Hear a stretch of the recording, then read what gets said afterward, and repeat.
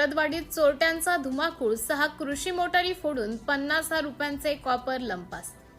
तालुक्यातील शरदवाडीत जांबूत परिसरात अज्ञात चोरट्यांनी कुकडी नदी काठावरील 6 शेतकऱ्यांच्या पाण्याच्या मोटारींची तोडफोड करून त्यातील सुमारे 33.5 किलो कॉपरच्या तारा चोरून नेल्या. या घटनेत अंदाजे 50,000 रुपयांचं नुकसान झालं आहे. 9 ऑगस्ट रोजी सायंकाळी मोटारी बंद करून शेतकरी घरी गेले होते.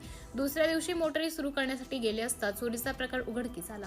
पोपट जबाजी सरोदे यांच्या फर्यादीनंतर हनुमंत विठ्ठल जोरी, राजेंद्र देवराम गाडेकर, राणू रामभाव जोरी, ज्ञानदेव तुकाराम गांजे आणि राजेंद्र लक्ष्मण जोरी यांच्या मोटारींचीही तोडफोड झाल्याचं समोर आलं. चोरट्यांनी कॉपरच्या तारांसह मोटारींच्या पाईप व इतर भागांचे नुकसान केल्याने शेतकऱ्यांचे दुहेरी नुकसान झालं आहे. मोटारी बंद पडल्याने पिकांना पाणी देण्याचा प्रश्न निर्माण झाला असून परिसरात भीतीचे वातावरण आहे. या प्रकरणी टाकळी हाजी दूरक्षेत्र येथे अज्ञात चोरट्याविरुद्ध फर्याद दाखल करण्यात आली असून पोलिसांकडून तपास सुरू आहे. नदीकाठच्या परिसरात गस्त वाढवून चोरट्यांचा तातडीने शोध घ्यावा अशी मागणी शेतकऱ्यांनी केली आहे.